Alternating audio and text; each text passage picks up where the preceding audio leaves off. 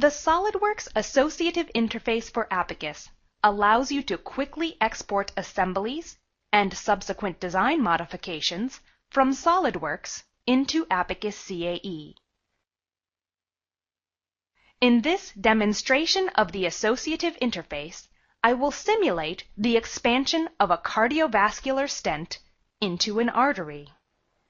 The stent is made of a material called nitinol. Nitinol is a complex superelastic material whose properties make it an attractive material for medical devices. Because it is a difficult material to process, simulation can be a particularly valuable and time-saving step in the design process. By taking advantage of symmetry, I can model a portion of the assembly in Abaqus, and the results will be the same as if the entire stent were analyzed.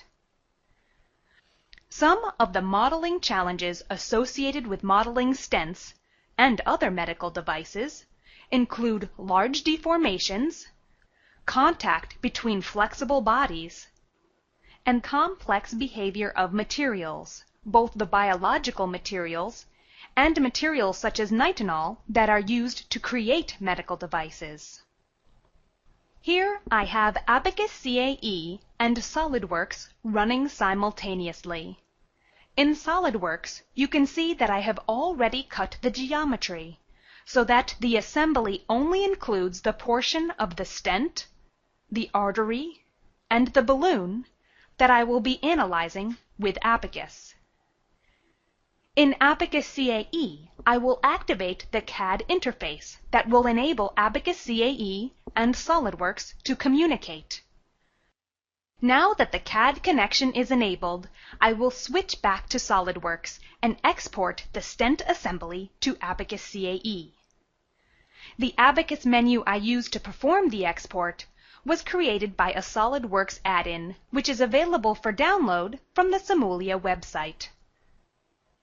After the export, the association between the stent assembly in Abaqus CAE and the stent assembly in SolidWorks will be maintained, so that design modifications can be made in SolidWorks and exported into Abaqus without losing analysis features associated with the assembly in Abaqus CAE. Now, I will mesh the stent part in Abaqus CAE. I will begin by assigning mesh seeds, which will control the size of the elements generated for the part. Then, I will mesh the part with brick elements.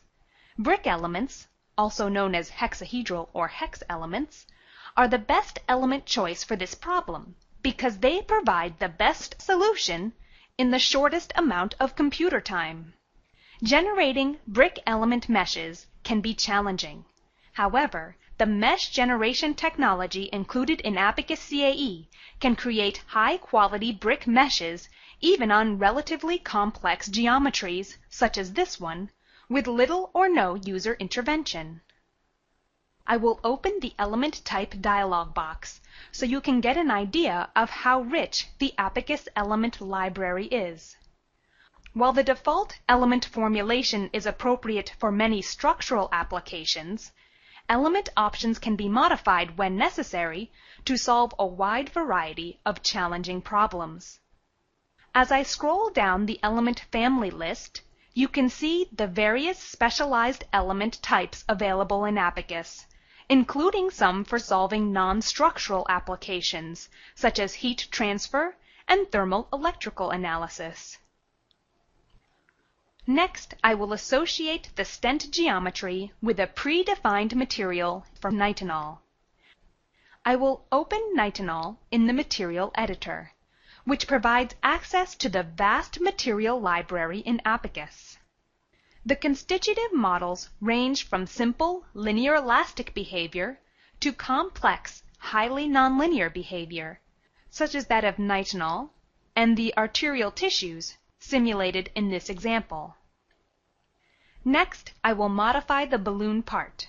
The focus of this analysis is the behavior of the stent and artery, so I will convert the balloon into a single shell surface that will contact the stent.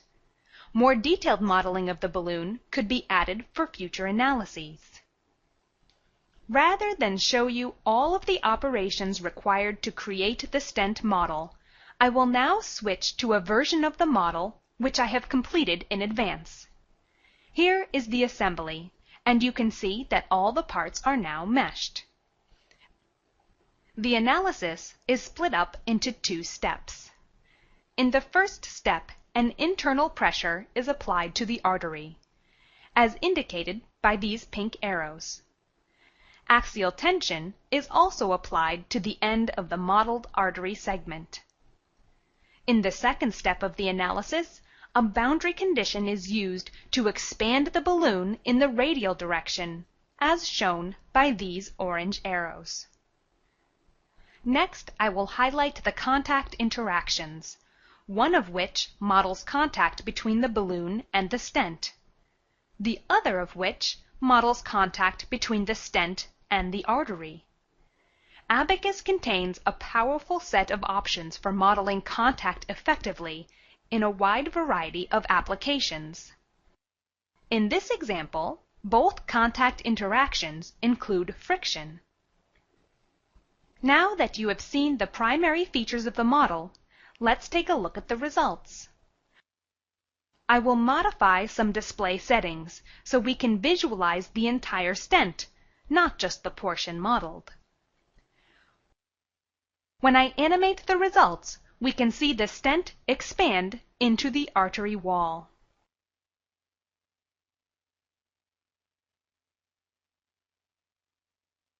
Next, we will take a look at the stresses in the stent. I will remove the artery from the display and deactivate translucency so that we can clearly see the stress contours on the stent. I will zoom in on this connection region, which is an area of high stress when the stent is expanded. A proposed design change for this stent, which we will investigate, is to widen this connection. So that we can return to this contour plot later, I will continue working with a new Abaqus CAE viewport.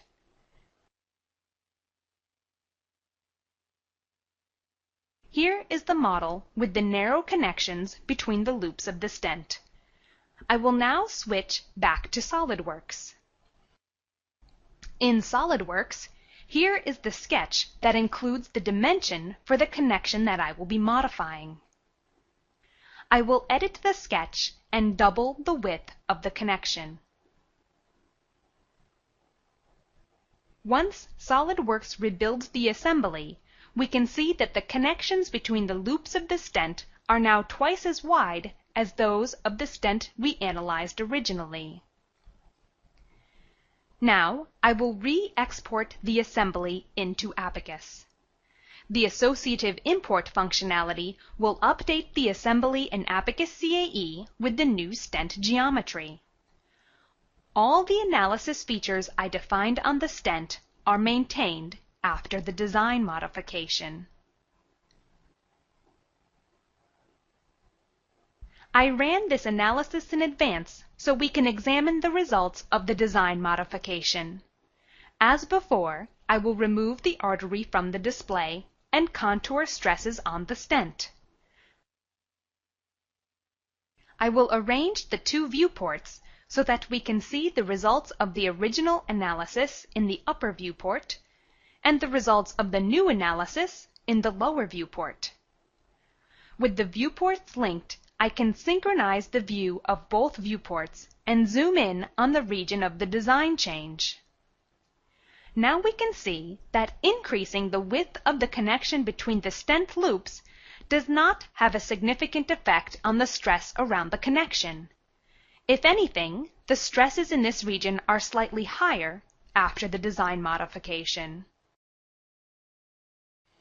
I hope you now have a better understanding of how you can use Abaqus to perform complex nonlinear analyses on SolidWorks assemblies.